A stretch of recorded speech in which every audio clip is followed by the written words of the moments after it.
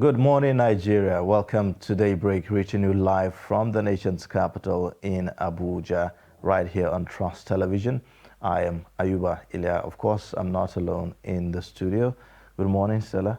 Good morning, Ayuba. A very warm welcome to the show this morning. My name is Stella Iyaji. While walking into the studio, I almost thought, what time is it? Is it 4 a.m.? Because it was so cloudy that the place was still looking very, very dark this morning. So and I'm wondering, people that would have to get up and get things done will perhaps still be thinking that, oh, there's still time.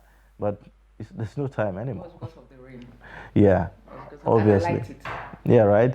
Very perfect for, some early morning sleep. Usually. That's if you don't have much to do. Yes, yes, yes. And the early mornings can really be very deceptive. So perhaps if you are still on the bed, check your time. It's not, what you think. It's not 4:30. Yes. All right. So let's take a look at the headlines this morning. 2023 elections. INEC publishes particulars of candidates. 2023 presidency. Wait for another time. Ojikalo tells Ibu. Strike. You must shift grounds. Gbajabiamila tells FG ASUC. Strike. We don't know what federal government ASUC are discussing. Nan's president. All right, so let's take a look at the details now. The Independent National Electoral Commission, INEC, has published particulars of 18 presidential candidates and their running mates consistent with its timetable and schedule of activities for the 2023 elections. Academic qualification, age and gender of the candidates were also published. While only APM is fielding a female presidential candidate, Ojai Chichi, none of the political parties is fielding female running mates, and no candidate is a person with disability. PDP presidential candidate Atiku Abubakar is the oldest with 75 years, closely followed by APC candidate Bola Ahmed Tinubu, whose age is 70 years. The youngest candidate is Party A, Omomolen Irene Christopher, who is 38 years. Kashim Shettima is listed as APC vice presidential candidate, just as Isaac Idahosa made the list as NNPP vice presidential candidate to Rabiu Musa Kwankwaso, and Yusuf Dati Ahmed Baba Ahmed completes LP ticket as vice presidential candidate to Peter Obi. The trial replaced names of placeholders earlier submitted to INEC to meet deadline. While Senator Godswill Akpabio made the Senate list as APC candidate for Akwa Ibom Northwest Senatorial Zone, name of Senate President Ahmed Lawal is missing from Yobe State list of senatorial candidates. But Bashir Machina name is also missing from the list, as column for APC is left blank. Sokoto State Governor Aminu Tambuwal, however, made the list as PDP candidate for Sokoto South Senatorial District. The governor of the Ebonyi State also made the list as All Progressives Congress senatorial candidate for Ebonyi South. All right. The chief whip of the Senate, Oji Uzokalo, says it will be difficult for any Igbo to win presidency without zoning the seat to the southeast. Kaluai, briefing pressmen at the National Assembly complex in Abuja on Tuesday, said presidency is not a regional issue and could only be won with the support of other geopolitical zones. He therefore urged his fellow politicians from the southeast eyeing the highest office to wait for another time when major political parties will agree to zone the ticket to the region. He also enjoined the southeast to vote the All Progressives Congress in the coming elections, adding that the region will be the biggest beneficiaries of Asiwaju Bola Tinubu's presidency.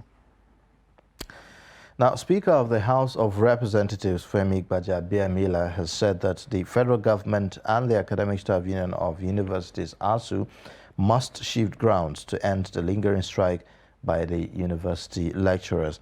He said this while addressing ASUC President Professor Emmanuel Oshodeke and top members of the union Minister of State for Education, and other stakeholders during a conciliatory meeting on Tuesday. Describing the strike as a national embarrassment, Nigeria's number 4 citizen said, quote, "We are not here to rehash the problem. We all know what the issues are. Government knows the issues, you know the issues, the world knows the issues." On his part, the Minister of State for Education, Goodluck Opia, commended the House of Representatives for piquing interest in the issue.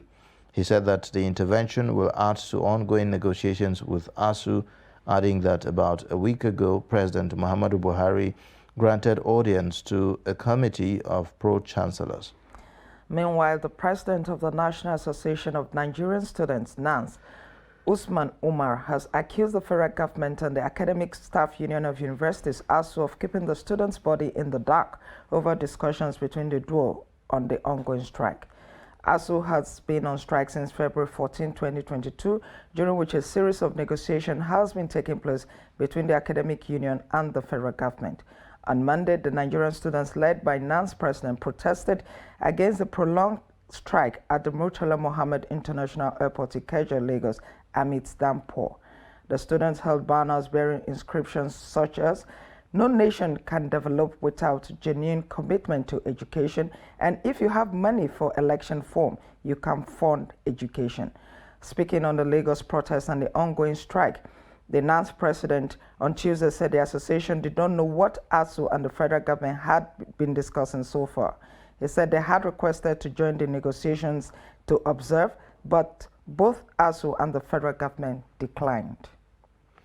All right, so let's take a look at some packages this morning. Over 2,000 internally displaced persons living in a Malkohi camp, the second most populated IDP camp in Adamawa State, have decried lack of sufficient food, healthcare, personnel, teachers, among other basic necessities of life, as major factors besieging their lives. Salis Lawan reports on how these vulnerable people are calling on government to assist them as a matter of urgency. The report. Boko Haram crisis in Adamawa, Borno and Yobe states have led to significant amount of loss of life, internal displacement, property destruction, decline in public service delivery, and significant disruption of social system of the community.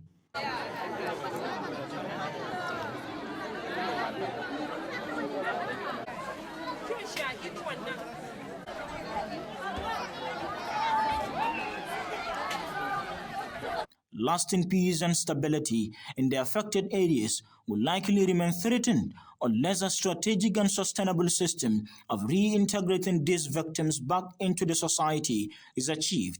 So don Allah muna rokan wannan a kawo mana magani, makaranta da kuma tallafawa yaranmu da suke secondary school a Army Barrack da nan Malakwai a taimaka mana inda hali. Our living condition here is appealing. Clinic no medicine, school no teachers, and also foodstuffs assistance are no longer coming like before. We seriously need to be supported. Please, we need our children to be educated. And more, our living condition need to be checked. Women and boys who form the larger percentage of the camp population are seriously affected educationally and psychologically. Me suna magani ma ACT shine kawai abin da ya cika mana cikin asibiti ba magani. So dan Allah in har akwai dalili ku yi mana. Yes, we do receive some assistance from government and other non-governmental organizations. However, we need more. Our kids are no longer in school. Women and children are suffering, especially when it comes to healthcare services. We don't have business doing. As such lead us to begging. We don't like it. Stakeholders believed providing livelihood support to enhance community coexistence between internally displaced persons and community residents will go a long way in providing a sense of belonging to these victims who lost nearly everything.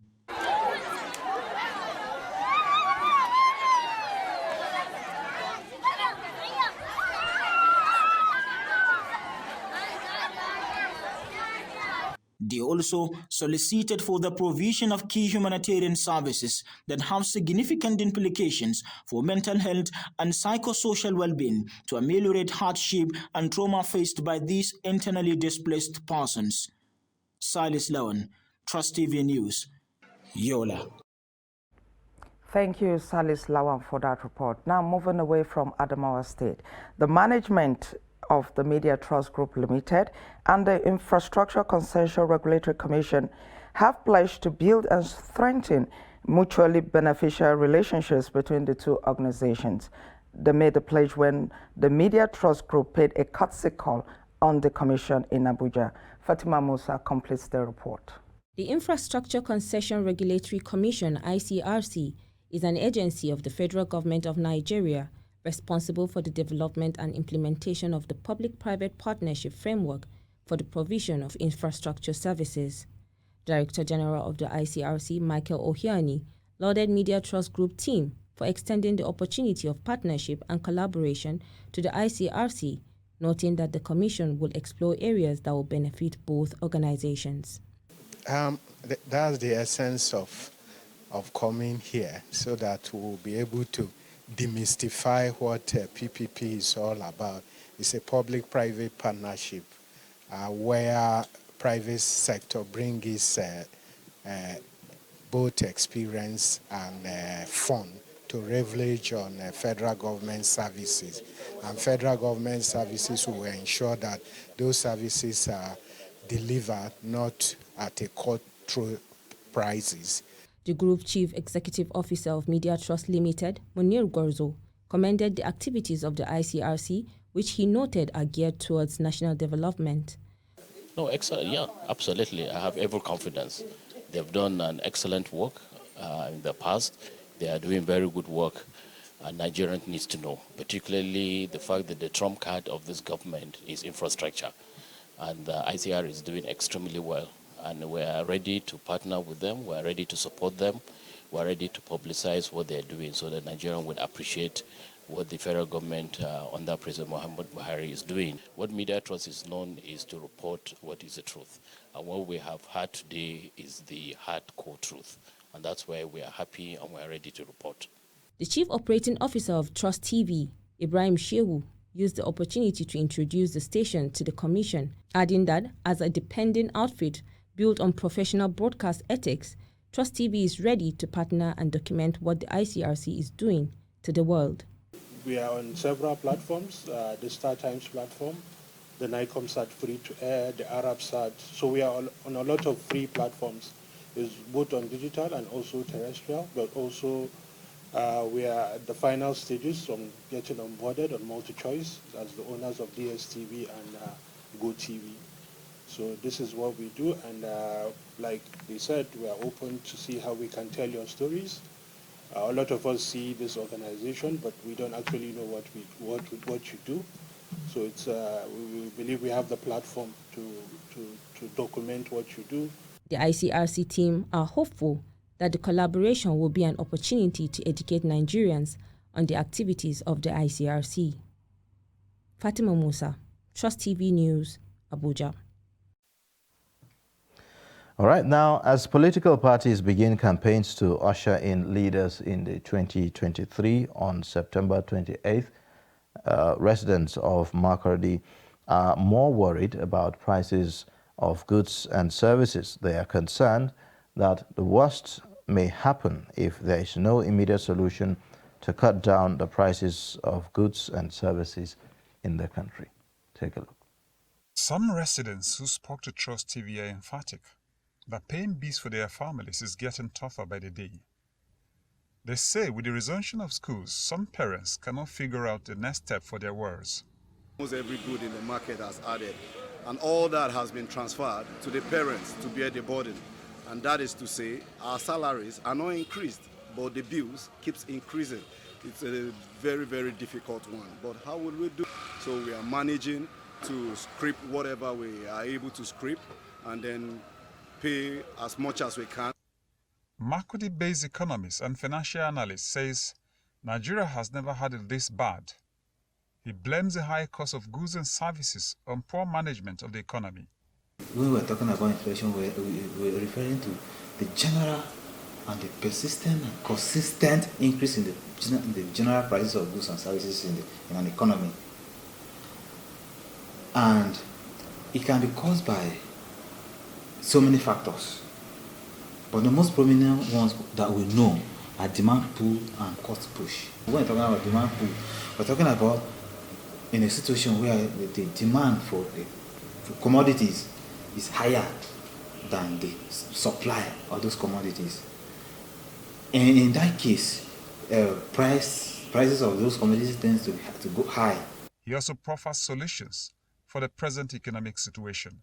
We have two policies, major macroeconomic policies that are used in controlling inflation. We have fiscal policy and monetary policy. Fiscal policy has to do with government's taxes, revenues, and expenditure. If the government decides to control inflation using fiscal policy, they increase taxes on goods and services or personal income tax. And by doing that, the monies that are left in the hands of spenders is not much. And so they repeat down their spending. And in that situation, inflation is being controlled. Some residents of Makurdi, however, say the way out is to exercise their franchise in the 2023 elections. They queried those who failed to participate at elections but blame leaders for their failure. Let us come out, because if we don't come out to vote in 2023, we are still going to be crying over the leadership and the economic situation of our country. According to statistics on the website of the Central Bank of Nigeria, the inflation rate is at over 20%, the highest this country has ever had. All right. Now, President Muhammadu Buhari and Vice President Yemi Osinbajo were both out of the country on Monday to attend crucial international functions. This has raised a lot of debate about who was in charge for the period both leaders were away. Kendi Amodu analyzes the constitutionality behind the actions and the probable reasons why they were not observed. Let's take the report. Section 145, subsection 1 and 2 of the Nigerian Constitution provides that whenever the president is proceeding on vacation or is otherwise unable to discharge the functions of his office, he shall transmit a written declaration to the President of the Senate and the Speaker of the House of Representatives to that effect. It goes further to insist that until he transmits to them a written declaration to the contrary, the Vice President shall perform the functions of the President as acting President. If for any reason the Vice President is not available, it goes forward to say the President of the Senate will step in. It is therefore not surprising that the absence of the two leaders from the country at the same time on Monday generated a lot of controversy. The question most Nigerians are asking is who was in charge during this period? And most importantly, isn't this a breach of the Constitution? The Constitution donates the entire executive powers of the state to the president, and the same constitution says he can perform those functions either directly or through the vice president, ministers, and officers in the public service of the federation. So we start from there. The question will only come when you have a situation as contemplated in the Constitution to say if after 21 days, for an example, the president is out of the country for 21 consecutive days without giving a letter. Presidential aides have in the past dismissed public concerns on the matter, saying the president can work from anywhere in the world. Well, I think the vice president should be back by now. It's not a long trip, it's just 24 hours, 48 hours a trip. And don't forget that at this age of information technology, the president or the vice president can easily transmit messages across without any hindrance. So I don't think it's a problem. On this occasion, though the president still remains in New York, the vice president, who was in the UK to attend the funeral ceremony, nothing could happen. That fear you cannot discontinence. It's possible. And sometimes the time between when the things happen and when they come back to take what the commanding roles, something serious might have happened. Despite doubts about the constitutionality of his action, President Buhari has continued to execute presidential functions when he is away from the country. With no clear-cut check from the National Assembly, which is the custodian of the Constitution, it is likely that this particular habit will continue until May 29, 2023. From the Federal Capital, Kehinde Amodu, Trust TV News. All right, we'll now take a short breather, and then when we return, the daybreak continues. Please stay with us.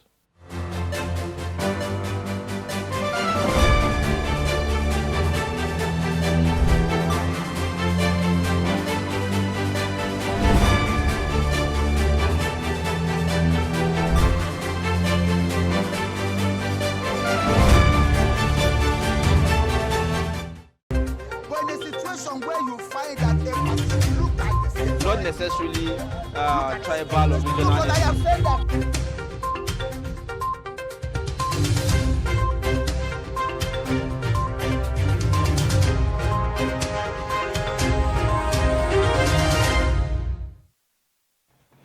All right, thank you for staying. It's Daybreak reaching you from Trust Television and in the nation's capital.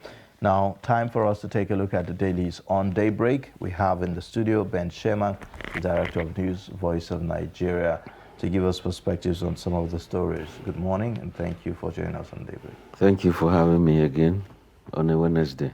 All right. So let's take a look at the Daily Trust newspaper this morning. The lead story says, primaries, despite generating billions, APC faces cash crunch. It has the writers that says, party in debt, owes staff, committee members yet to be paid 3 months after.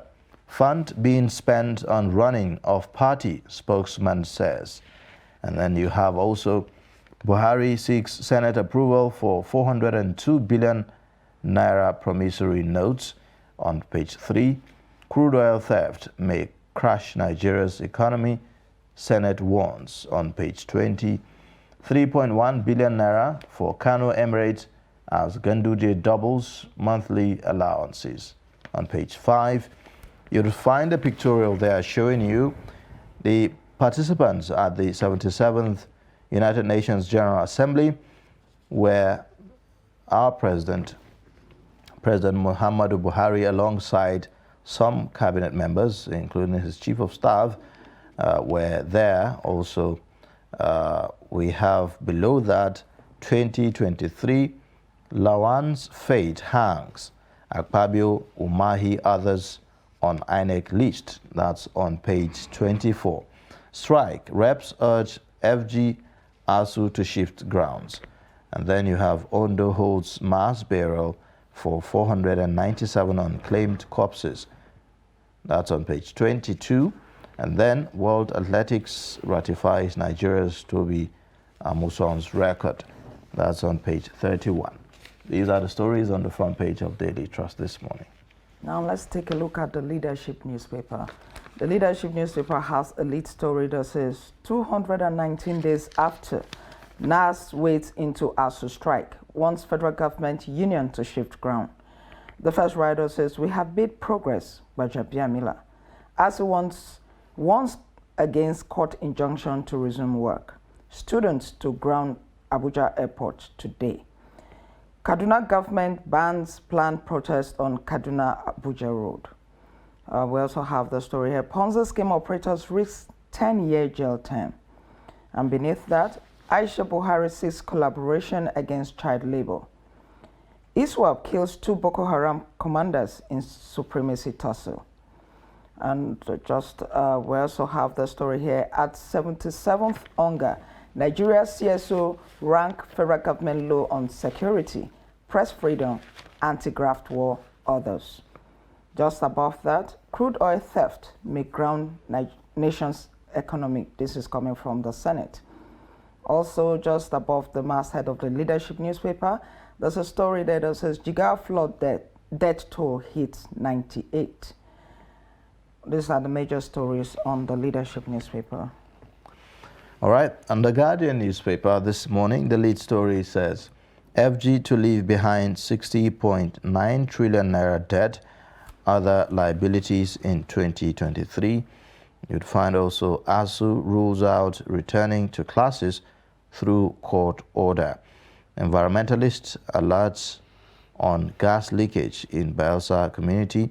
Nigerians may shock political class parties in 2023, Obaseki warns.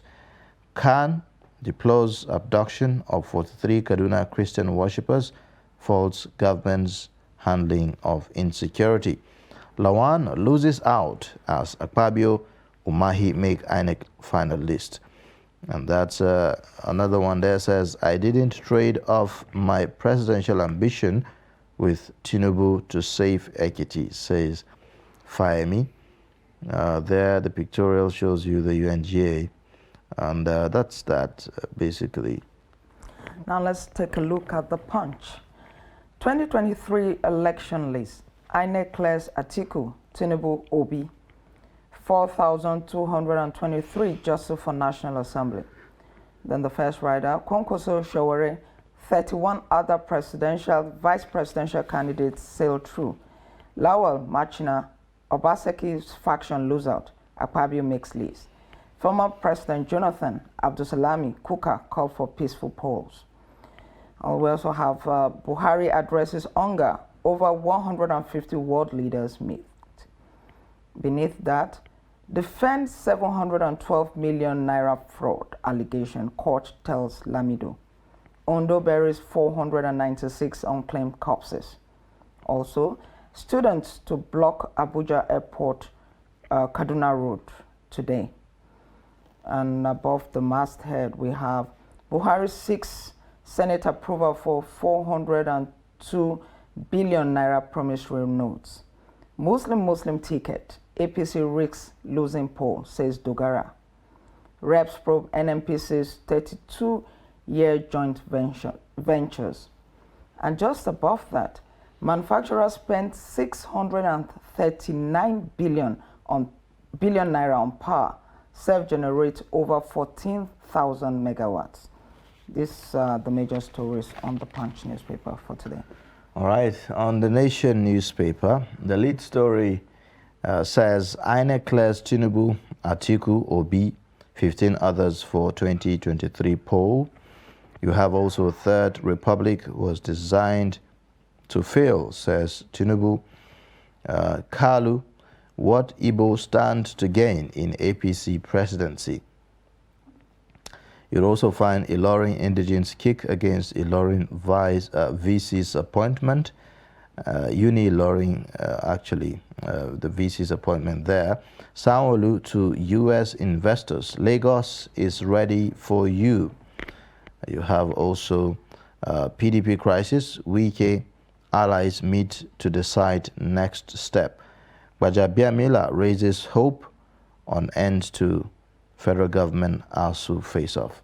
That's that for the Nation. Over now to this day. That has a late story that says, lawmakers lament as Nigeria's debt reaches an all-time high of 42.84 trillion naira. Above that, Jonathan, this is coming from the former president, my 2015 concession call collective decision to save Nigeria. Above that, Lawan out, Akpabio, Umahi in as INEC releases final list for national elections. And above the masthead, we have at Onga, someone who woes foreign investors to Lagos, says state safest in Nigeria. These are the major stories on this day for today. All right, so let's get perspectives on the stories this morning. Thank you again, Ben Shemang, for joining us.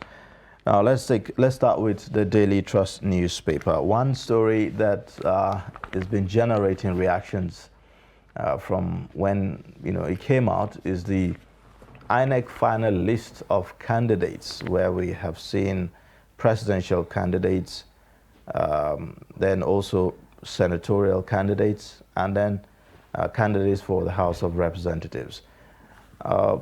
What's your take on the outcome? We are seeing certain names that, were engulfed in controversies, such as David Godswill Akpabio. Yes, we've not seen Ahmed Lawan and a few others. So what's your take on the list? Thank you. Honestly, when the list came out last week, I thought it was a kite being flown by some people when they said Akpabio, that the court has said INEC must insert the name and drop the winner. I was taken aback, bearing in mind that the most recently retired REC commissioner there, Mike Ingini, he said, as the umpire, head of the Electoral Commission there in Akwa Ibom, the law says if there is any party primary, INEC must send a representative to ensure that everything is done in order. So the faction that INEC sent a representative was not that of Akpabio. And he said it was wrong for anybody to say Akpabio won. Now we are seeing Akpabio has made the list. Quite a lot of legal issues will be coming on board, And again, he also... Does INEC, the issue now is that, so perhaps the party submitted Godswill Akpabio's name instead of the person whose primary was monitored. Is INEC now helpless to, decide who gets to be on the list? Because, we've seen that, yes, they were in that other primaries, but on the part of Akpabio, they were not there. And they are just taking the name simply because the party submitted the name, or is it because of the court? Yeah, not just simply, but they said they are an agency that must obey the law. And if a court so ruled that, look, you have to put Akpabio's name, they felt they should obey the court. And I believe some people will simply move to a higher court to look for some other adjudications. So that is left to be seen. And we are also hearing the story of Machina in Yobe State versus the Senate president. The Senate president was busy pursuing his presidential ambitions, just like Akpabio was also doing.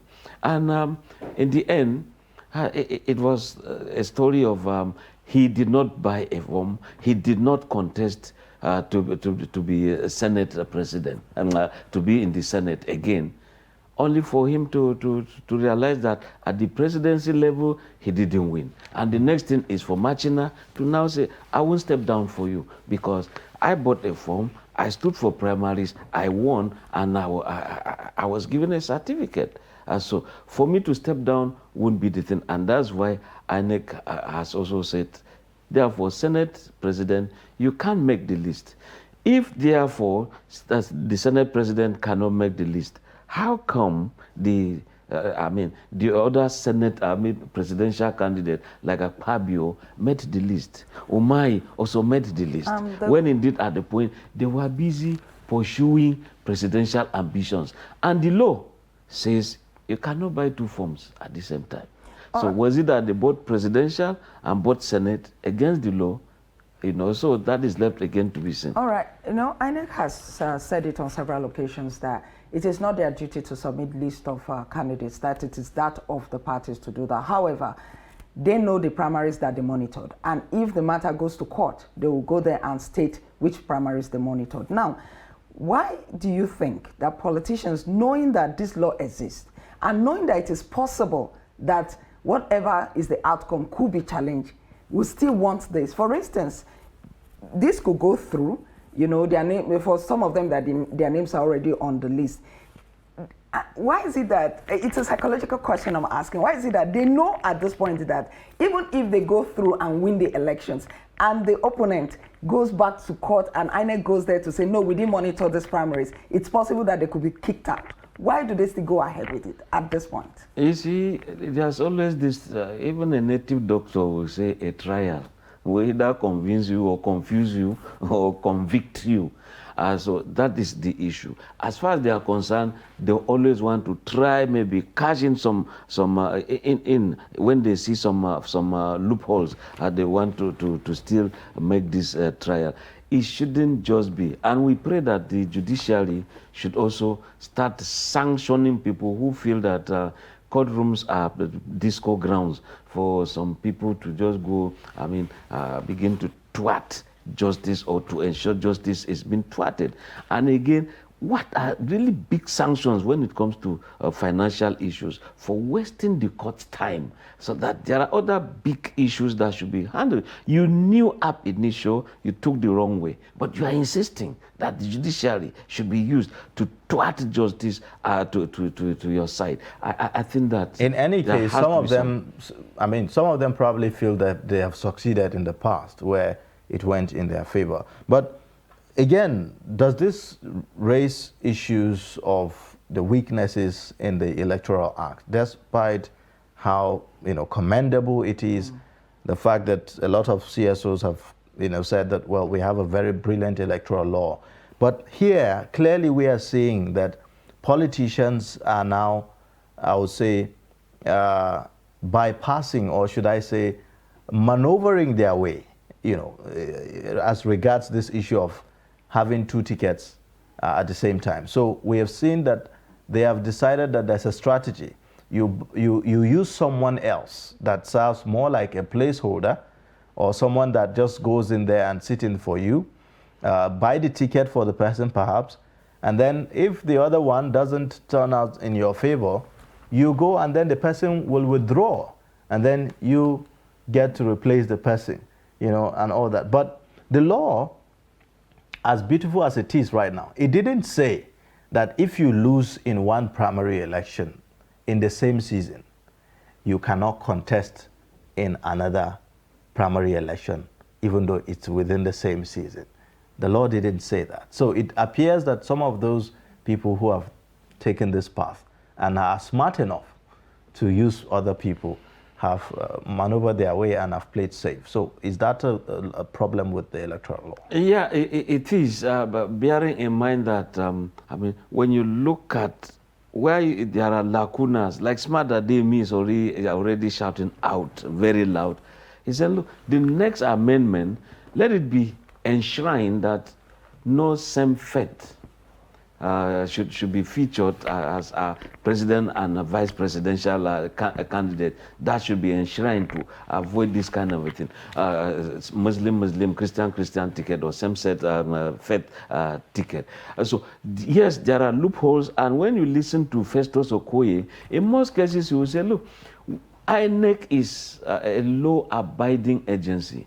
If people went to court and the court rules this way, they cannot say no. They'll just implement it. It's left for an injured party who indeed will feel, I have to go to court to seek for redress. Where is it the Latin maxim they say, ubi jus, ubi meridio? Where there is, if you feel injured, you look for a redress, a kind of. So if the law, there is a lacuna, there are some gaps, and some people are cashing in because of those loopholes, I think it is also the duty of the legislature to look at these areas and ensure that a cleaner law is brought to bear. And as the elections are also coming on board, we therefore expect that maybe many of these cases will be on even when elections have been won, declared, people sworn in. You still see that elections will be upturned because of these loopholes. Well, one of the reasons the budget for elections in Nigeria is so huge. Mr. Festus Okoye said last time when he was mentioning the things that INEC spends money on, he said that one of the things is the fact that they have to send lawyers, representatives to court for some of these issues that are going to come up later. Now, some of these issues, the candidate knows from the onset that, look, I'm entering into very dangerous grounds and it's possible it could go the other way. Is there no way they can sanction these politicians for wasting the resources that the country does not even have? Absolutely. See, if it is also not enshrined that these are the penalties for someone who wastes the time of the court, of course the judge is helpless. And by the time a judge, brings sanctions, okay, we are going to pay to ensure you pay this amount. We are ensuring that you are not allowed to participate in politics for the next 4 years or 5 years. If it is not enshrined, the judge or the court does not give, remedies outside what is enshrined in the law. And that is why, like we've said, people are cashing into some of these loopholes. But it behoves on the legislature to ensure that laws are being made to take care of some of these things, so that there should also be limit as to how long people should be taking cases to court. Look at the case with Kenya. Elections took place. You have within a week to go to the court, and once the court rules, so it stands. All right. So Nigeria should begin to also borrow from other countries. This theory of general application, we borrow here to apply here. Okay, briefly, finally, before we go on this issue of the list that was released by INEC, we have 18 political parties running for the presidential seat, and then only one female. For the Senate, we have over 1,000 candidates running for the senatorial seats, reps, over 3,000 candidates running for that seat.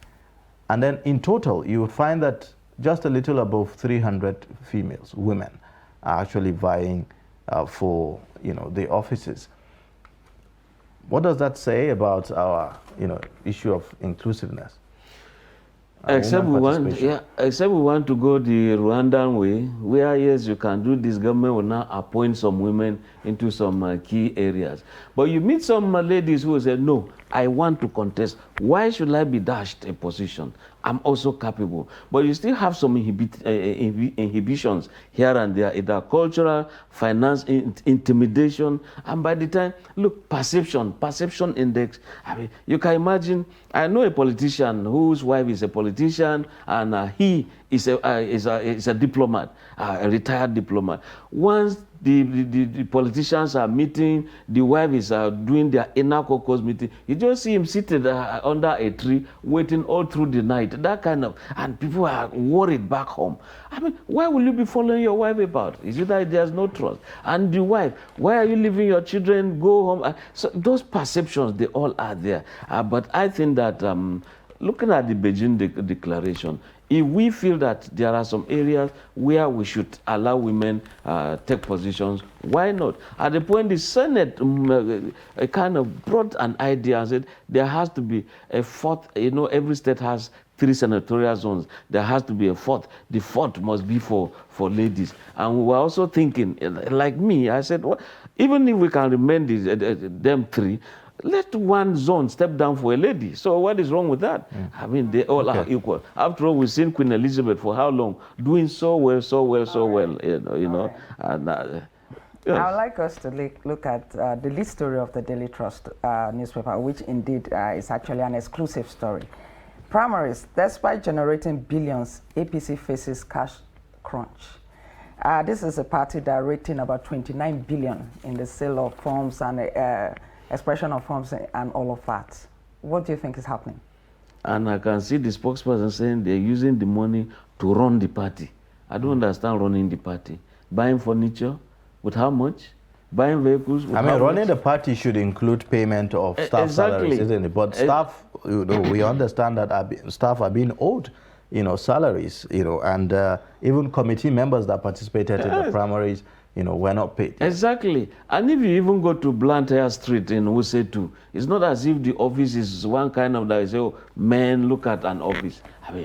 Quite a lot of areas are still looking for some reworking, retouching here and there. Right. So where is this money? I think that people should... Let me say what the spokesperson said first so that you can build on that. The spokesperson said that they spent a lot of money in line with the Electoral Act.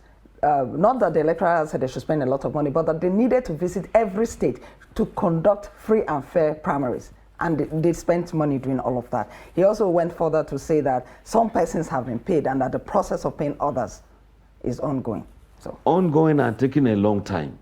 You are free to conduct free and fair elections, yes, but for this money, this huge, humongous amount, so huge, so large, I think it should permeate from top down so that people will feel, yes, this is the best. Now, when you're talking of party administration, it's a replica of what can be done at the ward level, at the local government level, at the state level, at the federal level. So if you show your prowess in terms of managing a political party effectively, you can as well copy-paste that at the federal level, because the party produces the best brains that are ruling the country. So if you say, because we organized good elections, therefore, thank God he's not saying that the party is broke.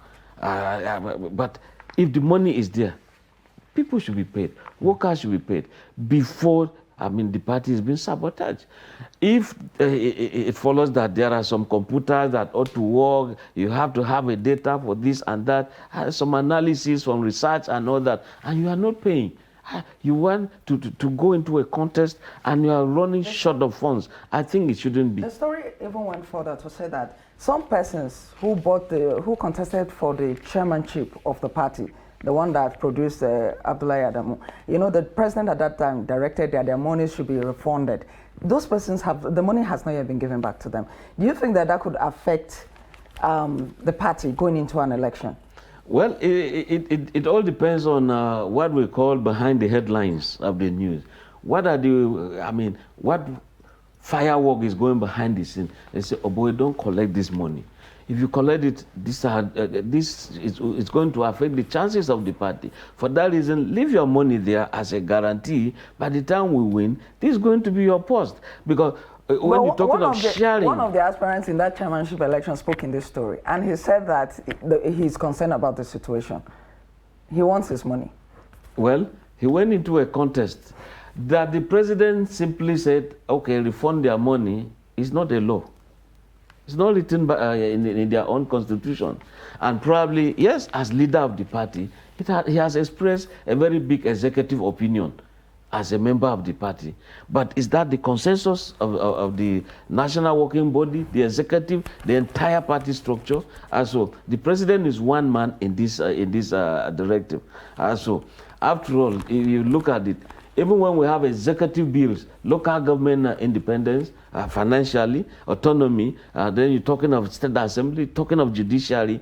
The president, in fact, state governors even went to court and made sure they defeated the president, who indeed wants the best for the masses of this country. If they say give local government their money, let them simply govern their territory. What's wrong with that? When they say give state assemblies their money, so that we can checkmate who is doing what, executive, legislative oversight. Let us see what is happening. But you went to court and defeated the president, you hit in the chest, members of the same party and opposition, you all connive, went and defeated the president. Is it a happy moment? When indeed the masses, that money would have been used to settle quite a lot of things, this insecurity, engage the youth in agri, engage them in all sorts of things. Today, you just look at it. Right.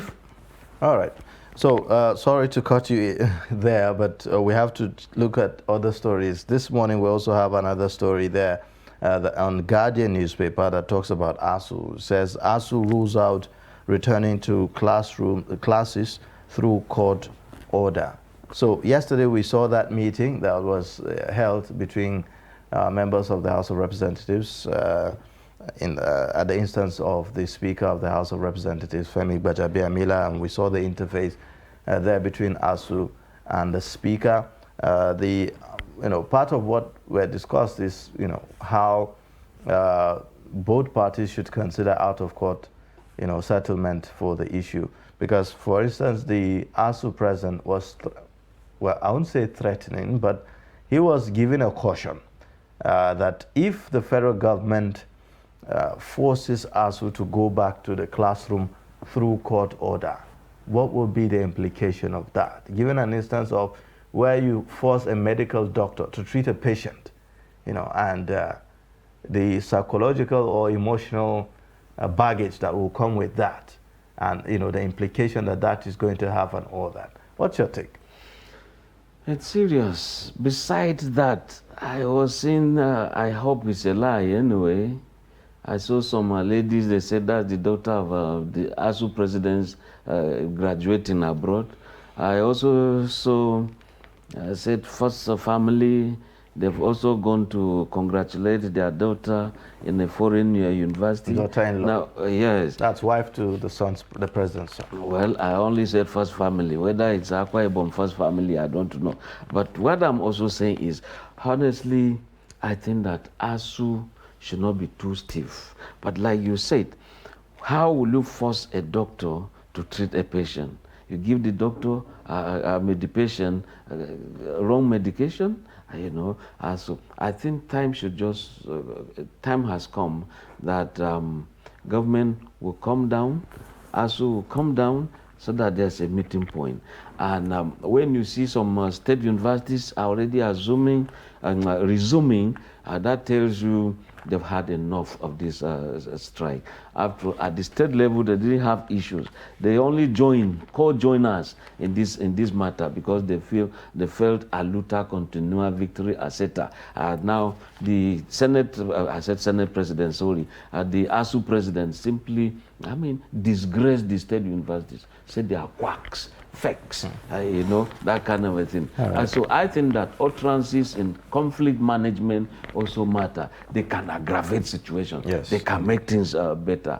So people should think, and I think with all this president come ASUC, let's talk. Pro-chancellors, let's talk. Everyone is talking. Today, students are saying we are blocking Abuja ways, blocking Kaduna Abuja. They've done that in Lagos. It means people are tired. And if there is an escape route now, this time for ASUC to now say, okay, let's take this and simply go out of this crisis. Okay. All right. There's this story that is on the Daily Trust, and it's also on other newspapers. It says, crude oil theft may crash Nigeria's economy, Senate wants. And now other papers have the story. How did we get there? Only last week, Angola and Libya overtook Nigeria's spot as #1 in Africa for crude oil production. And all this largely due to this oil theft. How did we get here? We got there because of corruption. We got there because there is no due process in handling some of these things. When you say this is crude, this is a barrel, what's the content of that? And how many are going out? To where? Who is taking record of all of this? It will see that we are not taking a record of many of these things. Excuse me. And when they say there are ships, deep sea, that will simply siphon some of these things, carry, go. It is a lot of things that are inimical, that are dangerous to the Nigerian economy. And so we need the Navy to do quite a lot of things there. We need the Marine Police to do quite a lot of things there. And when they said Tampolo has been given a contract to also check some of these pipelines, then Asaredo Kubo came in to say, no, he's opposed to that. Then thank God they said the Joe National Council has settled that rift. So quite a lot of things are wrong. In this same program, we once remembered what President Jonathan said. If Blood Diamond caused war in Liberia and Sierra Leone, and they were busy chopping off Nigerian wrists, here they say long sleeve, here they say short sleeve, because of Blood Diamond, why don't we categorize crude oil as also blood crude oil? When you take crude oil, globally, when you see a ship coming to supply crude oil, we should begin to trace where is it from? Was it received legally? Are there papers backing some of these things? If you have goods coming to Nigeria, point of import, point of export, of delivery, you have some of these documents to take care of that. What is wrong in handling that thing when it comes to crude oil? All right. And when people rush to just sell petrol, What about other products that are inside the crude oil? All right, so briefly, just before we leave, I'd like for you to comment on the UNGA, United Nations General Assembly, the 77th meeting of world leaders. About 150 of them. Our president is also one of those. What are the likely issues that we should be, should be forming the conversation, and particularly for our president? Yeah, as you can see, Ukraine, Russia is still there. I would say the president, Nigeria is involved because at the point Russia tried to rob Nigeria into issues that don't really concern Nigeria. I will also say that we should look at environment. What can the world leaders actually do? Because it looks like the Russia-Ukraine war is beyond what the United Nations can handle. Even the United Nations Security Council appears to be helpless in that regard. We've seen several meetings, and they couldn't, actually take a decision on what to actually do. Instead, it has been more of a appeal, to both parties. I think the appeal at this point is better. When you look at when the big five permanent Security Council members will always say this is where this group is going, Russia and China will always be on the same page. As it is today, feelers are that Erdogan of Turkey has been talking. They had a summit where they also spoke with the Chinese president, then Russian president. Said, look, why don't we simply give peace a chance? Because these mass graves that are just been uncovered in areas that Ukraine has, driven away Russia. It is war against humanity. So the world can persuade Russia, ensure that you withdraw your troops, let there be peace. And I can see they're also rushing to ensure there is a referendum that some people are saying, no, in spite of the successes of Ukraine reclaiming some areas, they said, look, we want to remain with Russia. So that is a kind of a stage-managed referendum or plebiscite, just like Morocco and yes. So I think that the persuasion thing will be better. Nigeria demand for environment, and let the world also assist. And Ebola is also coming again. See Uganda, see monkeypox. I think Nigeria should look at some of those things and ensure too that we still fight to remain a member. All right, thank you so much, it's been quite there's been quite a lot to chew this morning on the Daybreak Show. Unfortunately, because of time, we have to leave. It's time for us to take a short breather, and then when we return, the Daybreak Show continues. Our guest reviewer, Ben Chemang, he is the Director of News, Voice of Nigeria. Thank you so much for coming again. My pleasure. Thank you. All right, please stay with us. But in a situation where you find that look at this, not necessarily tribal or regional. but I have said that.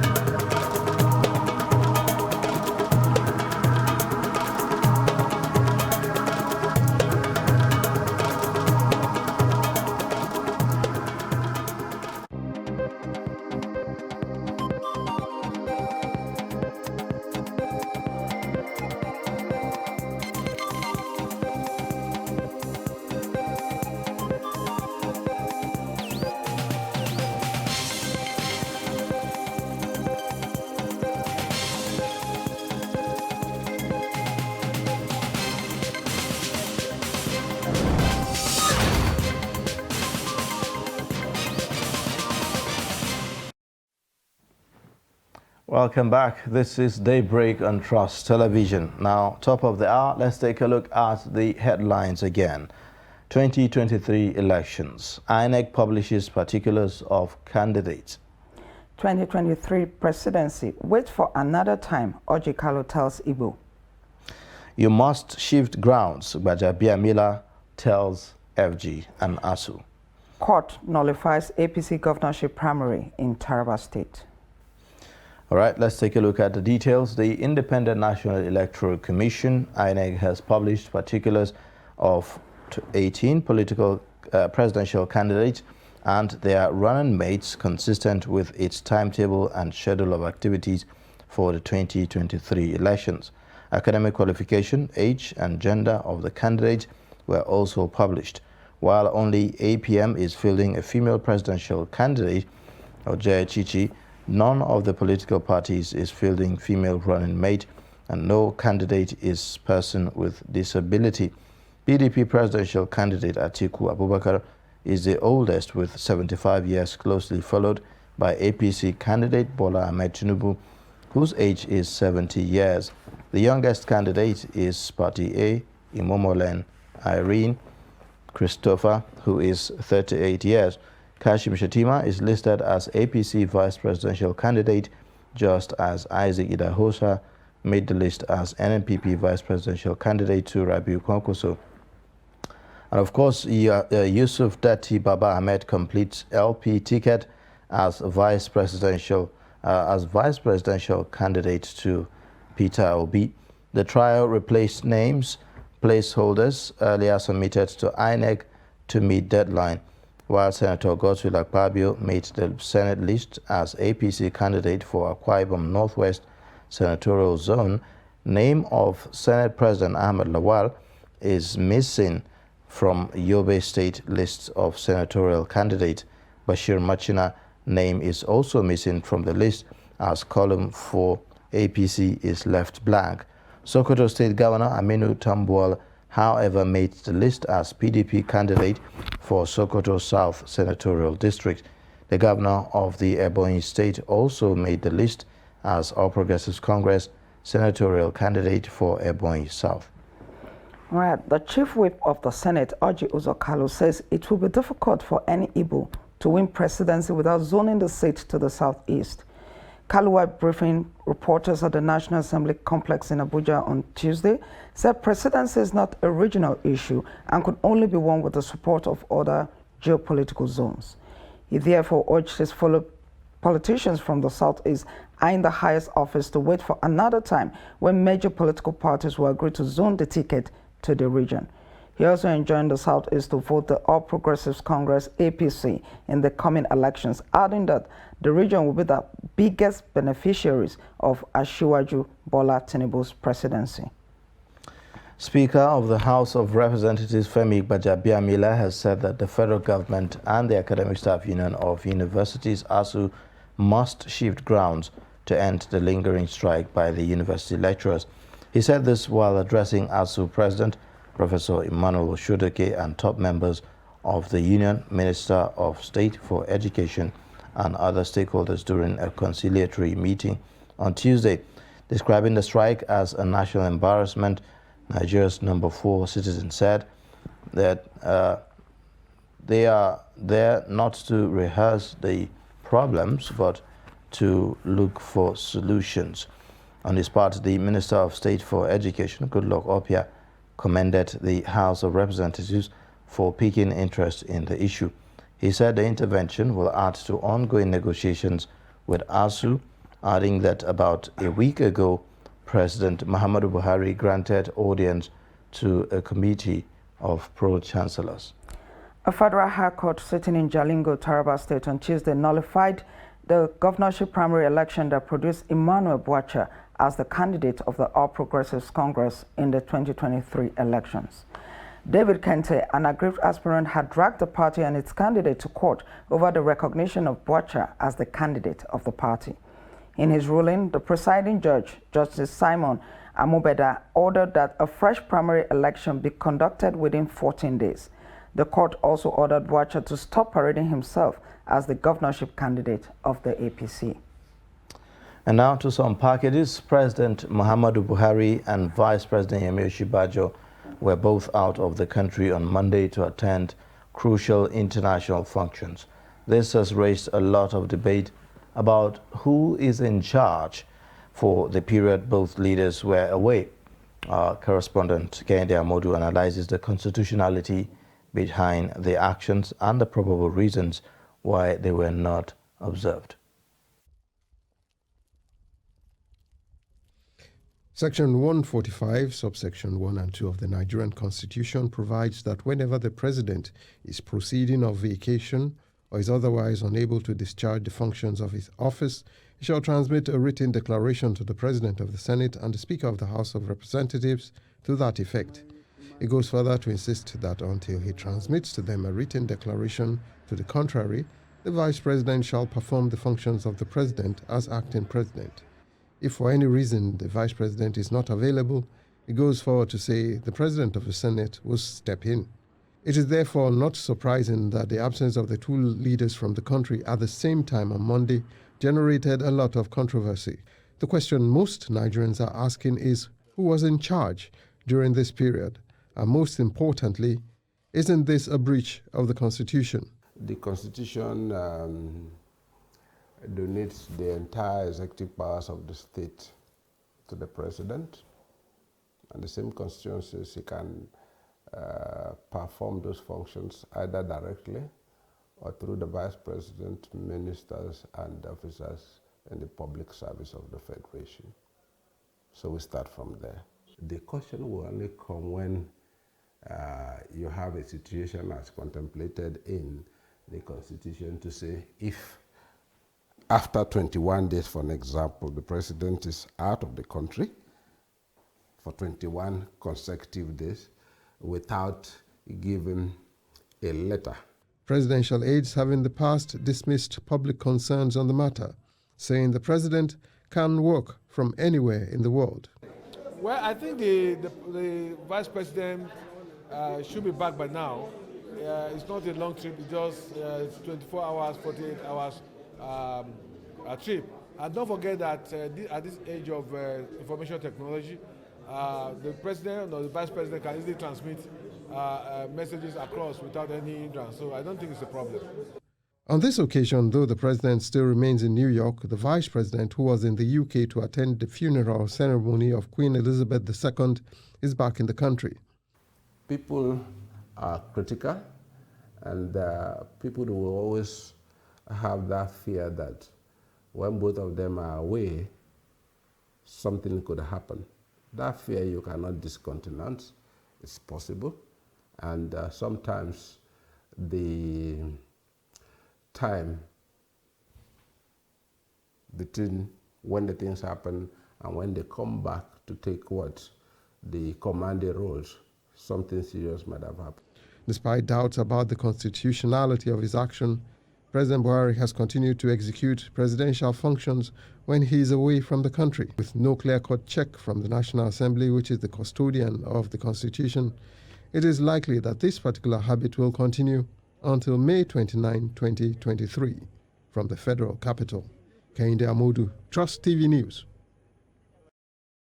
Over now to Jigawa State, where over 40,000 people have been displaced by flood disaster in 14 local government areas. Victims camping in various public schools across the state say they have lost farmlands and farm produce and that they have nowhere else to go. Trust TV Northwest correspondent Idris Jibrin reports that authorities say over 90 people have so far been killed. Let's take the report. These are over 250 people who are living in this primary school. They are part of the victims of the flood disaster here in Jigawa. Now, these people say they have nowhere to go and that they are not going anywhere. They will continue to stay in this place until government provides them with another place that they can be able to stay, because their village is submerged inside water, their farmland is gone, their food items are gone, everything is gone. They have nothing. They virtually have nothing. So they will continue to stay here until government provides them with another land so that they can build their houses and continue to stay with their families. Mark you, these people are only among the over 40,000 people that are said to be affected by this flood disaster across Jigawa State. There are over 40,000 people affected in all the 14 local governments, in about 14 local government areas of the state. And if you go out there, there are also farmland. Thousands of farmlands were destroyed by this flood disaster. In fact, there are villages submerged. Along the road as I'm coming from Duse to Ringim here, I've seen so many villages that were submerged inside water. All you can see is the zinc from a far distance. Those villages are inaccessible. We can't even enter the villages to see what remains around that area. And all these small children that you are seeing, they are staying here with their parents. There is no enough food, there is no good medicine, and the shelter is also very poor because these people are sleeping on the floor. There are no mattresses, they are only sleeping on the floor. So they are asking for government to provide some relief materials, which of course these relief materials have not started coming yet, even though the state government says they are trying their best to see how they can provide these people with at least food. But then the environment is actually very poor where they are living here at the moment. All right, quite a sad experience. They are needing humanitarian assistance. Now, the management of Media Trust Group Limited and the Infrastructure Concession Regulatory Commission have pleaded to build and strengthen mutually beneficial relationships between the two organizations. They made this known when the Media Trust Groups paid a courtesy call on the ICRC in Abuja. Fatima Musa reports. The Infrastructure Concession Regulatory Commission, ICRC, is an agency of the federal government of Nigeria responsible for the development and implementation of the public-private partnership framework for the provision of infrastructure services. Director General of the ICRC, Michael Ohiani, lauded Media Trust Group team for extending the opportunity of partnership and collaboration to the ICRC, noting that the Commission will explore areas that will benefit both organizations. That's the essence of coming here, so that we'll be able to demystify what PPP is all about. It's a public-private partnership where private sector brings both experience and fund to leverage on federal government services. And federal government services will ensure that those services are delivered not at a cutthroat prices. The Group Chief Executive Officer of Media Trust Limited, Munir Gorzo, commended the activities of the ICRC, which he noted are geared towards national development. No, yeah, absolutely. I have every confidence. They've done an excellent work in the past. They are doing very good work, and Nigerians need to know, particularly the fact that the trump card of this government is infrastructure. And the ICR is doing extremely well. And we are ready to partner with them, we are ready to support them, we are ready to publicize what they are doing so that Nigerians would appreciate what the federal government under President Muhammad Buhari is doing. What Media Trust is known is to report what is the truth. And what we have had today is the hardcore truth. And that's why we are happy and we are ready to report. The Chief Operating Officer of Trust TV, Ibrahim Shehu, used the opportunity to introduce the station to the Commission, adding that as a dependent outfit built on professional broadcast ethics, Trust TV is ready to partner and document what the ICRC is doing to the world. We are on several platforms, the Star Times platform, the NICOMSAT free to air, the ArabSat. So we are on a lot of free platforms. It's both on digital and also terrestrial, but also we are at the final stages of getting onboarded on multi-choice as the owners of DSTV and GoTV. So this is what we do, and like they said, we are open to see how we can tell your stories. A lot of us see this organization, but we don't actually know what you do. So it's we believe we have the platform to document what you do. The ICRC team are hopeful that the collaboration will be an opportunity to educate Nigerians on the activities of the ICRC. Fatima Musa, Trust TV News, Abuja. Thank you, Fatima. Now on to some political matters. As political parties begin campaigns to usher in leaders in 2023, on 28th of September, residents of Makurdi, Benue State, are more worried about the prices of goods and services. They are concerned that the worst may happen if there is no immediate solution to cut down the prices of goods and services across the country.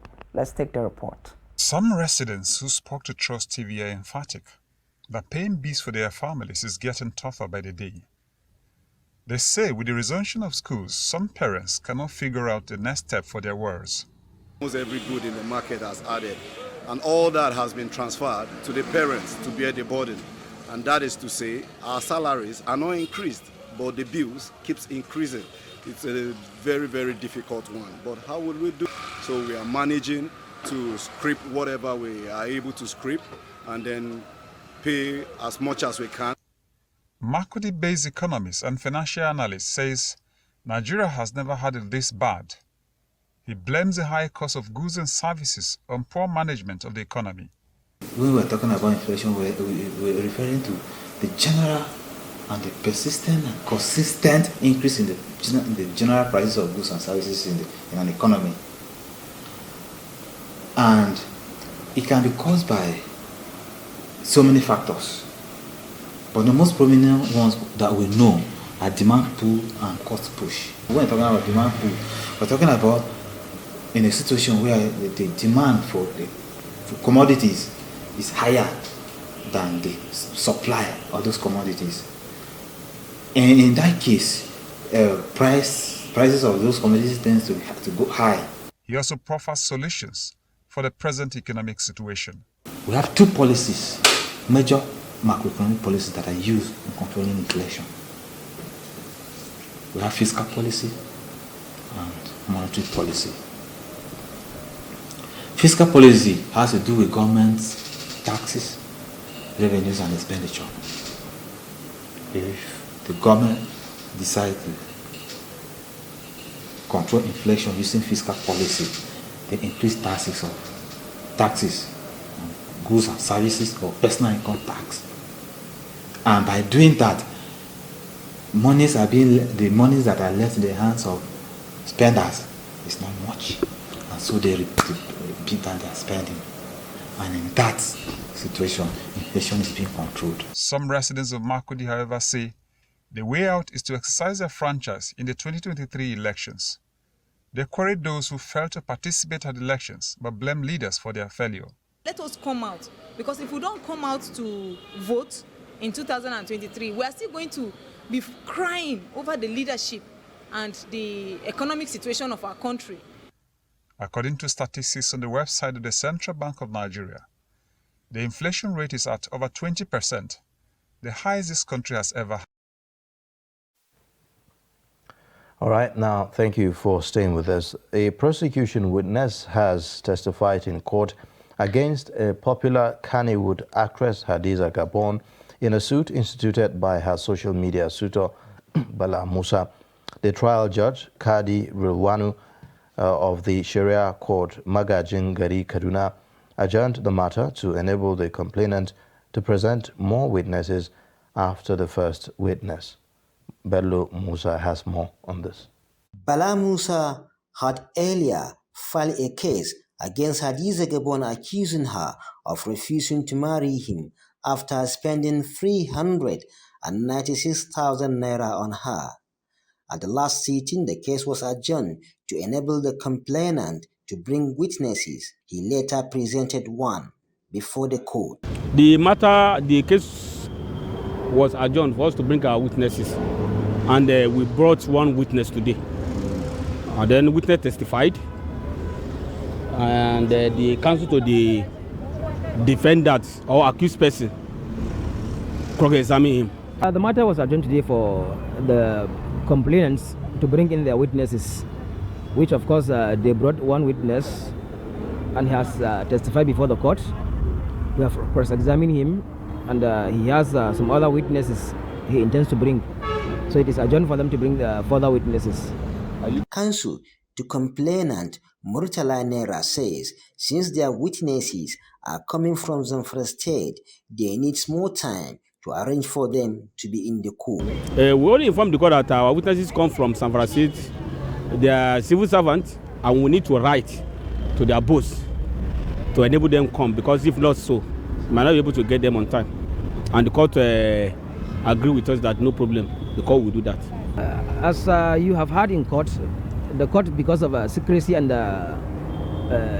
confidentiality, it's not something that it has been adjourned for a specific date. We will agree on the date together with the council, then we'll inform the court. The adjourned date will be announced later. Bello Musa, Cross TV News, Kaduna. Thank you, Bello Musa, for that report. With that, we'll go for a short break now. When we return, we'll go into our first discussion of the day. Please stay.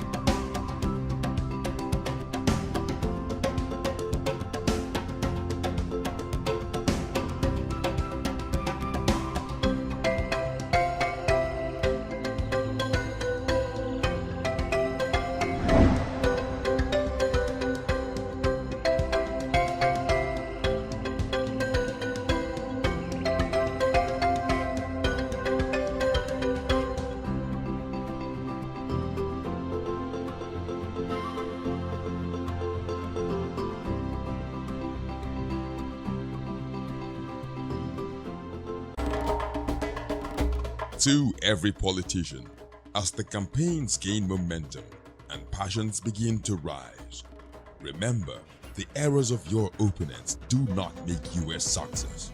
Do not run down your opponent and inflame passions to violence between and among your supporters.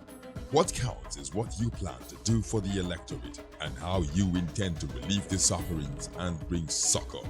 Nigeria is in dire need of patriotic leaders at all levels, leaders who will make national development their priority. Concentrate on telling the electorate what you intend to do when you get into office. Focus on making your vision clear to the electorate. Don't engage in verbal abuses, fake news or speeches. Keep dealing with issues that will bring progress. You win the hearts and minds of the people by being above board, by being civil, patriotic, and showing empathy. Let's join hands to make the 2023 elections peaceful. A message from the National Orientation Agency.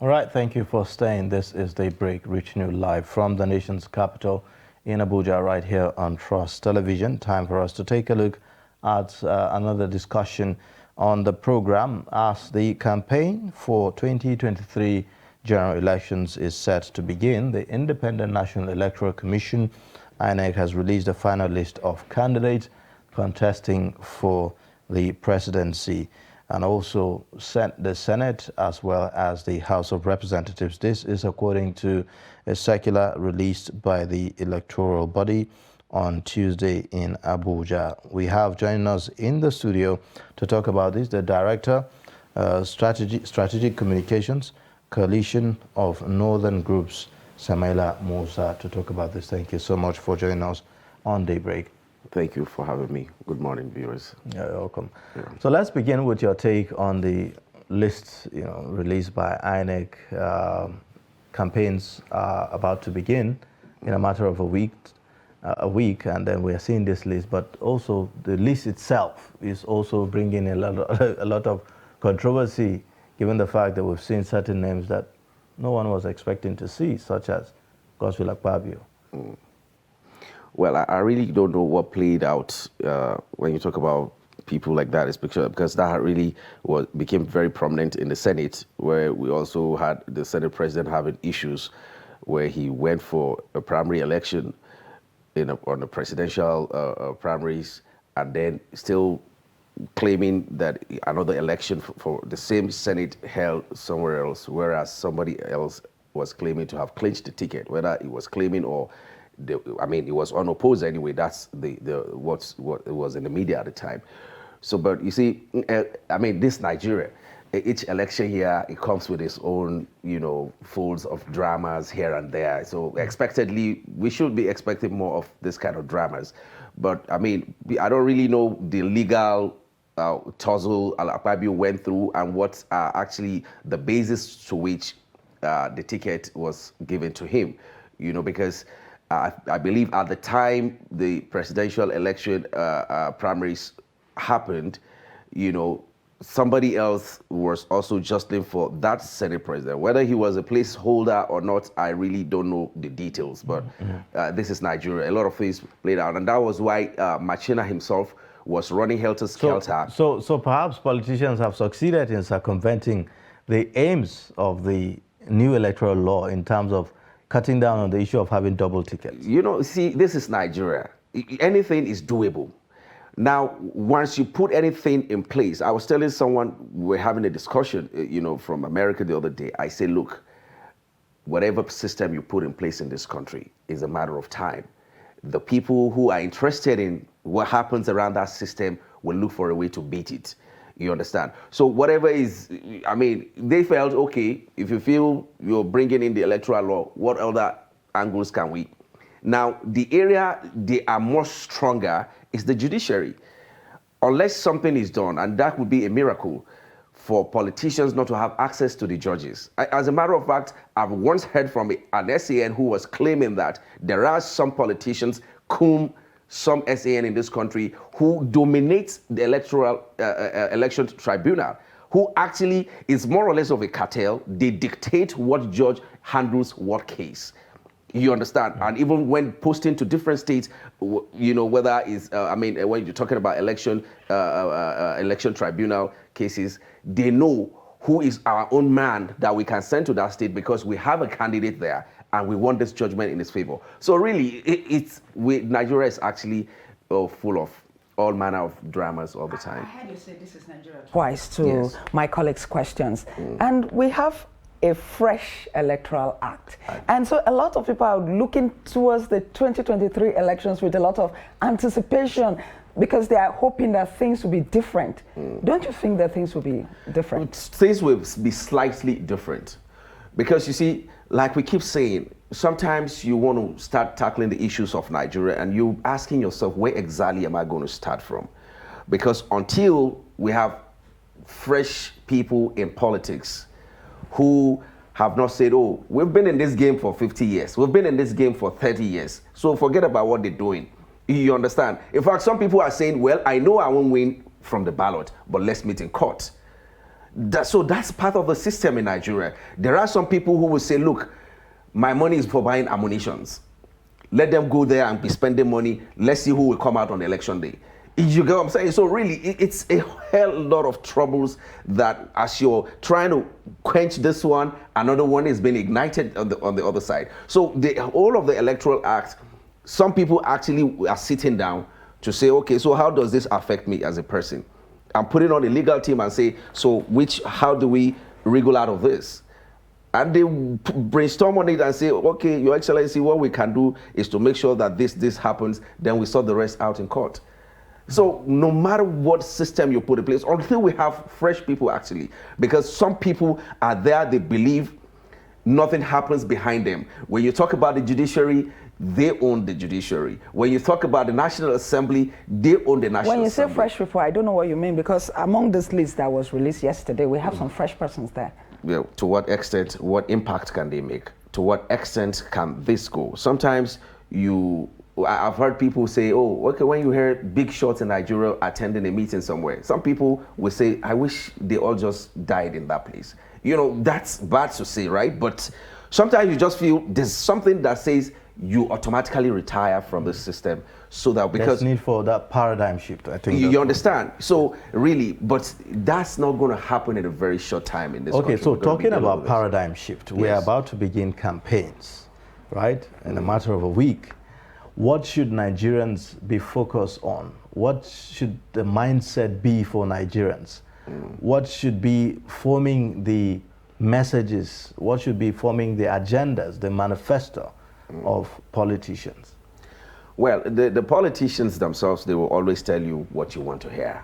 And that has happened over and over and over again. And people will be wondering, oh, I thought this guy said he's going to do this. Those are just campaign rhetorics. But, you know, this is left for the people who are going to vote for them. We should go beyond primordial sentiments, begin to look for what are his antecedents, for instance. And that's why in some other climes, regardless of your degree, they're also asking you, how many years have you done this thing? You understand? And how successful have you been in it? So these are key things that you begin to check people's antecedents. What is the level of tolerance to diversity for this particular individual? Because this is a time where Nigeria needs to be more united than ever. What has he done for himself? Because you imagine when we begin to vote people in who have not achieved one single thing for himself apart from just collecting salaries somewhere. These are same people who have not been tested, and this is not a time for testing actually.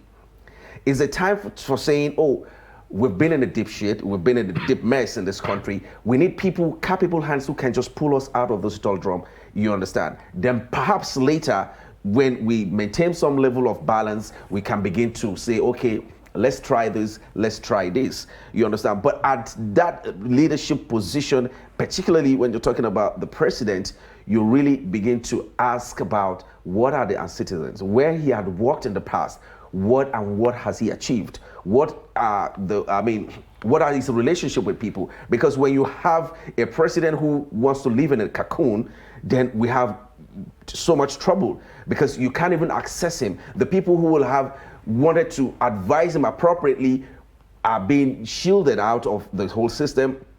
He doesn't talk to the people. He doesn't listen to the people. So your problem will be compounded. Because when you have a president who has a listening ear, you feel, okay, and then we need somebody who actually know what governance is about, who will know that, oh, when things like this are happening, I need to show up in that place. Okay, somebody who knows what governance is about. Yes, campaigns have not started, but we have heard some of them speak. And one thing that you hear is, a candidate comes out and says, I'm going to do this. His supporters start screaming, I'm going to do this. His supporters start screaming. And nobody queries, how are you going to do it? To find out if indeed he knows what he's talking about or understands the problem itself. So in that instance, what do you say to the Nigerians who are voting, the Nigerians who are supporting, who are hailing this candidate who is just reeling out, things that he may not even be sure about? Yeah, that's why it takes us back to the issue of antecedents. Because somebody is telling you, like I said earlier, they want to tell you what you would like to hear, you understand, which is normal. It happens all over the world. But the only thing that you can use as a yardstick for checking people like that, because you need to now run a background check also, it will take you back to his antecedents. What has he done in the past? How was he able to achieve that? Was it that, oh, he was just there as a figurehead? Some people are there, but of course, that's also part of governance. Identifying the right people in key positions is also part of leadership qualities. So we need to begin to ask questions about what are the leadership qualities of this particular individual, you understand? Even if all you have done in your life was being a counselor, there are ways to find out how were you able to do that. But on a larger scale, you don't want to give somebody like that a country of about 200 million. You understand? What are your crisis management skills? What are your, I mean, your empathy? How do you feel when people are being slaughtered on daily basis? Because if you don't even feel you need to address people per time. Do you know the people? Do you know the people who can query these things? People who have risen above primordial sentiments. At this point in Nigeria, you see people, citizens, voters, people who are going to cast their ballot in 2023, talking about religion, ethnicity. So what can be done to lift Nigerians above that? It's only when they go above that that they can query these things that you're talking about.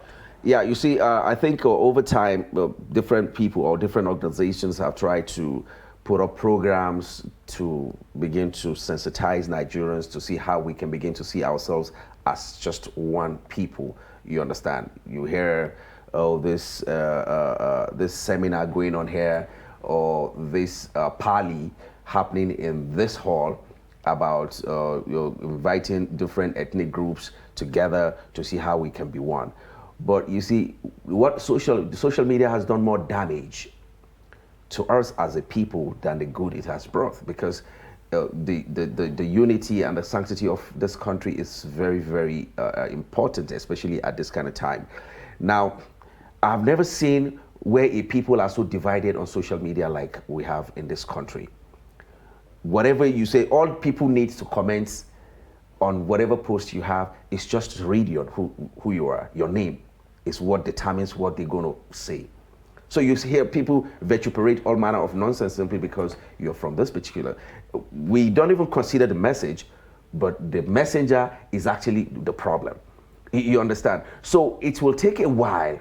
How do you begin to, and the people holding this country together are the people who actually does not belong to this generation, because this generation of the social media warriors, I don't see them coming together to say, how do we move this country forward as one people? But this division, these fault lines were amplified for certain reasons. Yes.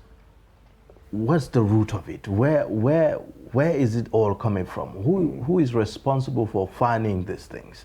Because definitely we need to know where the source of the problem is, isn't it? Yeah, but the politicians, it wasn't this bad when the military were in power. You understand? As a matter of fact, a lot of times the military parlance is more or less like a cult. Nobody cares where you're coming from. You understand? And that's why you see most of those kids who grew up in the barracks, in the military barracks, really don't really have that kind of attitude, because your father is being transferred from Oyo to Sokoto. You understand? You get there, you don't even see, majority of the people you are meeting there are actually not even the indigenous of Sokoto, or rather, except when you go to town, and they were able to hold this country together as one, because that kind of, the level of, segregation wasn't this bad. So they were able to sail through that troubled water of trying to say, oh, this one here, that one there. When we started this, especially from 1999 till date, gradually, during Obasanjo, it wasn't also this bad, but gradually we keep sliding into it, and then now we're sinking into it until this water of this ethnicity is going to engulf us. So if the politicians, are to be blamed for this. Exactly, because you see, during campaigns, that's what they do. How do we then expect the same politicians to foster, this unity, this diversity, to bring together Nigerians and all that? How do we expect? You see what the politicians are doing, and let me use our example of the presidential candidate. When they go to their region, they tell them, how we have been shortchanged over time. Our brother is your brother. I mean, yours is yours. Like the Hausa would put it, namu namuni, the Yorubas also will say tiwan tiwa, So these are the kind of campaign they do back there in their different domains. Is when they go to the other side, they tell them also what they love to hear. Now, when you tell your own people to vote for you because you are simply, not because you are competent enough to do it, but because you are their own people, that message keeps flying around, you understand? And then your people are saying it over time, it gets amplified, and then the other people are also hearing it, You understand that? Okay, so is that what they're planning to do? This is a way of shutting us out? Okay, okay, now we say politicians are responsible, but then they are dealing with a different generation of youth who have access to information, youth who are educated, they are on social media, they see what is happening in other climes. Why is it that this generation will not take responsibility for, you know, I mean, it's one thing for the politician who, because of his selfish reasons or whatever, tells you a particular thing, but are we saying that the current generation of youth or voters cannot decide for themselves? You see, when you talk about youths of nowadays having, access to information, more educated, is a relative term actually. What are they doing with all this information? What are they doing with the social media stuff? What are they doing with all the information they are getting in the long run? When you look at the quality of graduates, being churned out from these institutions, you begin to ask yourself, are these the same people you want to hand over the country over to tomorrow? It's a generation that the ones who are not Yahoo are the ones who have not been caught yet. It's a generation that at 35, some are still in their parents' house and they don't even see anything wrong with that. Back in the days, I know there was a time where people began to feel it's a shame at this stage. I would rather do whatever that needs to be done and be on my own and fend for myself rather than be doing all this nonsense. So it's about what are they doing with this information? It's an assumption to say intelligent youth. To what extent? Is it intelligent in terms of scam, or what exactly are we talking about? And that's where Nigerian youths are actually topping. A lot of Nigerian youths are doing well all over the world, but the majority who are giving us these bad names are actually at the forefront of criminality all over the world. Is this what you call intelligence? It is what we call access to information. The ones who even can actually process the information given to them, there's a limit, there's a breaking point where they begin to not have their own willpower, will not be active at that stage when it has to do with their religion or when it has to do with their ethnicity. Okay. So, all right. So, a lot of times when we approach campaigns, there's always a very sharp focus on the presidential campaign. Yes. A lot of people are talking about, it's either, we are talking about the top 3 or is it the top 4 now? Yeah. Or, but we forget that a government is actually constituted by, the judiciary, the executive, and the legislature. And now at the legislative level, we have hundreds, thousands of lawmakers. Okay, no, yeah, okay, I thought with people contesting. Yes, I mean, at the state level, at the national level, we have lawmakers. All of these people determine how government is being run, right? So, but we always seem to have a focus on the president as the one that will bring the change, that Nigeria really desires and that Nigeria should have. Can any one man or the one president actually bring the kind of change? And what kind of engagement should we be having with other politicians at the subnational level, and across board? Yeah, you see, the culture of politicking we practice in Nigeria is the one that says the winner takes all. Until the winner doesn't take all anymore, that's when attention will be directed in another, it will be towards another direction and not at the presidential. But in as much as the winner takes all, Nigeria's president is the most powerful all over the world. That so much power he can do and undo. It's only Nigerian president who has those kind of powers. Even the most powerful nation, which is America, you see how presidents are being checkmated. You see what happened to Trump. You understand? So it's a winner takes all kind of system of politics that we're practicing.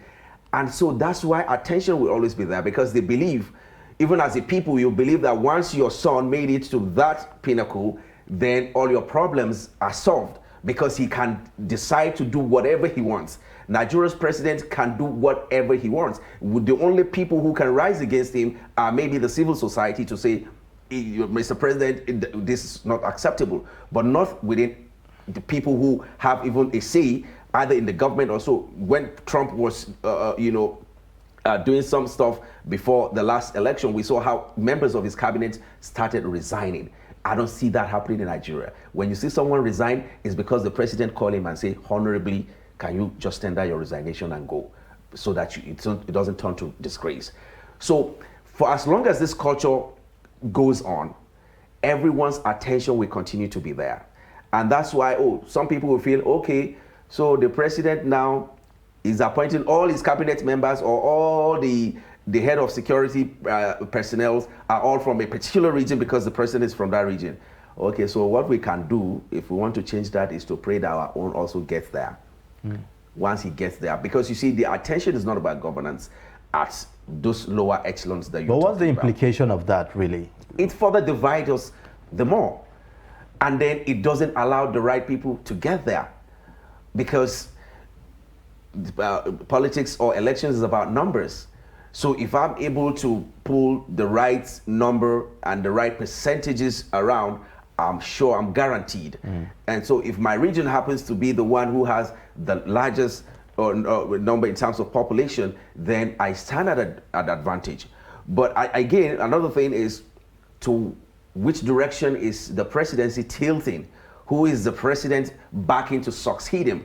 Because a lot of people, I've heard politicians say, look, whatever you want to do when it's election period, make sure you're not in the... But what happens to governance at the subnational level, before we are able to now, do the right things and get the focus to shift away? Yeah, maybe in the past we could talk much about that. You see, at this time, things that are in the front burner of, the press or the national issues, the one that is stopping is insecurity in Nigeria. How do you want to start lumping the insecurity issues to these guys who don't have a say, who cannot control the police or who cannot control the military? You understand? So a lot of issues are around this 2023 are centered about, because we're not even, a lot of people are not talking much. When they want to climb campaign podium, they're not talking much about what I want to do, really. They're saying these insecurity issues, I'm going to put an end to it. That was in the past. We don't even hear these insecurity issues as something that is stopping the list of a presidential candidate's campaign is going to be. But now we're in this situation. And a lot of Nigerians are feeling, look, even if it's this, because even before, 2-3 years back, people are saying, even if it's this insecurity issue is the only thing Buhari can achieve, his name will be written in gold. We are not in that particular stage. Whether we want to admit it or not, it's a different issue. But so these are issues that now will not make those other guys to take the shine, because it's not in their purview to do. It's actually the president that everyone believes that has the power to actually solve these problems. Okay, so until that time, yes. So, but as we look at the 2023 elections and then the campaigns that will soon start, there are some candidates that when they come on to talk about what they want to do, and some questions are thrown at them like, how do you want to do, maybe security, for instance. I've seen a situation where a particular vice presidential candidate wrote us a question: how are you going to handle security? How is your party going to handle security when you come in? And he says, I'm not going to talk about that now. I'm going to just wait until we get in and then we'll do that. How do you want Nigerians to view people like that? Because nobody is sure that they know what they want to do when they get in. Okay, you see, this also happened to President Buhari when he was campaigning, but a lot of people overlooked it. And then the man came on board, and 6, 7, 8 months, we're still not forming a cabinet yet. So these are problems that unpreparedness can bring. Someone who say, oh, I'm going to improve your education. And I'm asking, Your Excellency, sir, can you tell us the number of primary schools we have in Nigeria? Because if you don't have that statistics, all you're saying is balderdash to me. Because you should have the statistics to say, this is how we're going to plan it. We know in this domain, this is the number we have. What are the problems? What are the issues? These are things your campaign team should be saddled with. Maybe you have an economic team or whatever it is, or people writing your manifesto.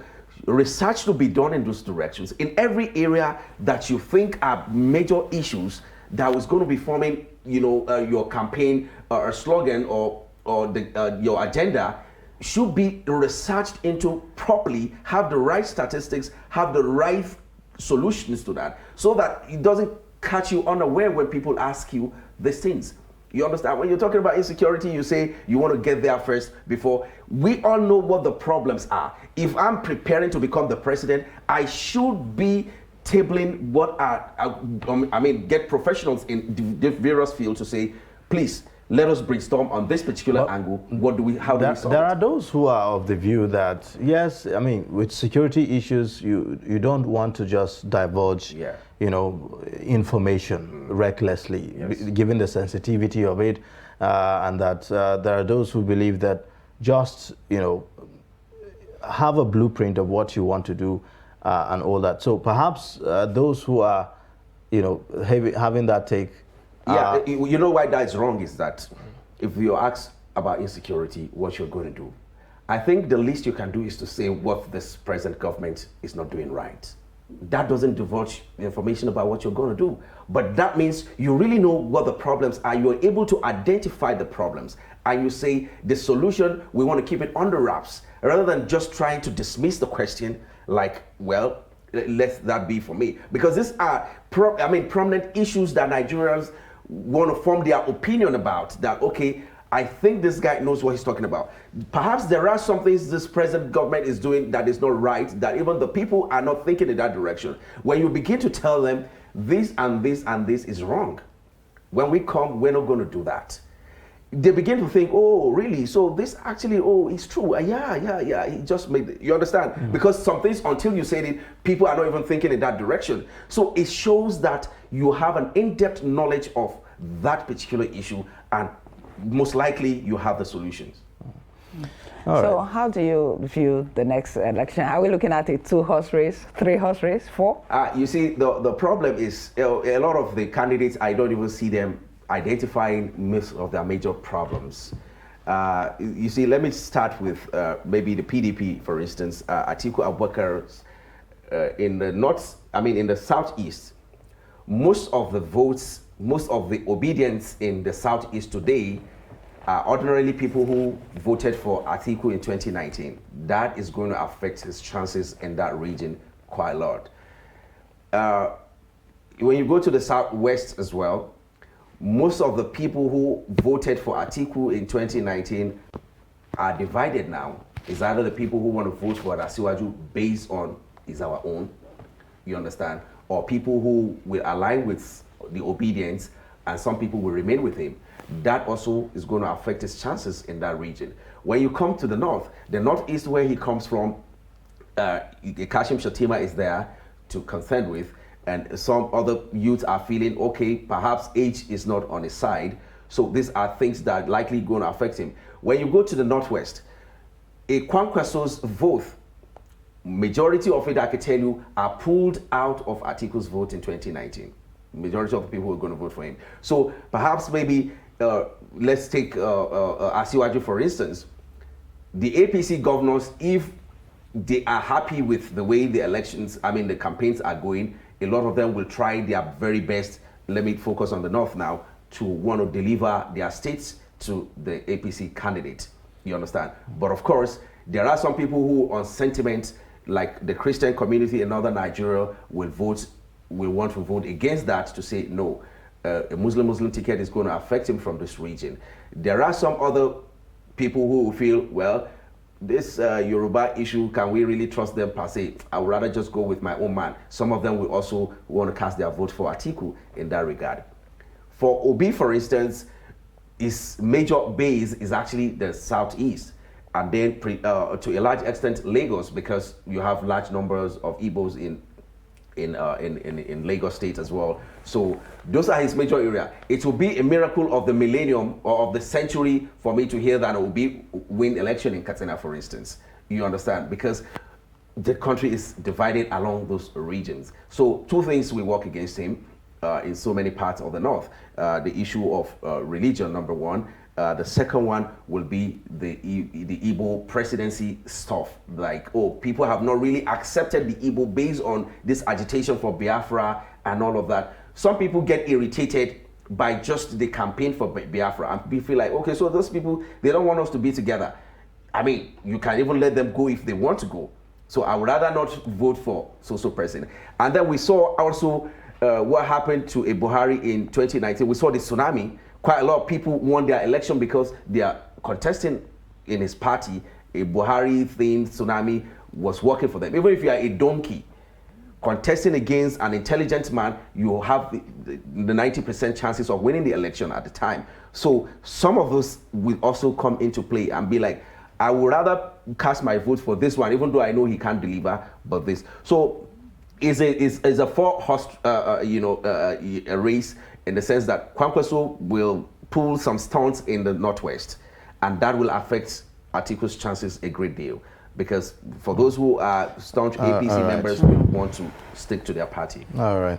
Thank you so much, the Director of Strategic Communications Coalition of Northern Groups, Samaila Musa. Thank you so much for joining us on Daybreak this morning. Thank you for having me. Appreciate it. Well, quite intelligent and very interesting perspectives on our discussion today.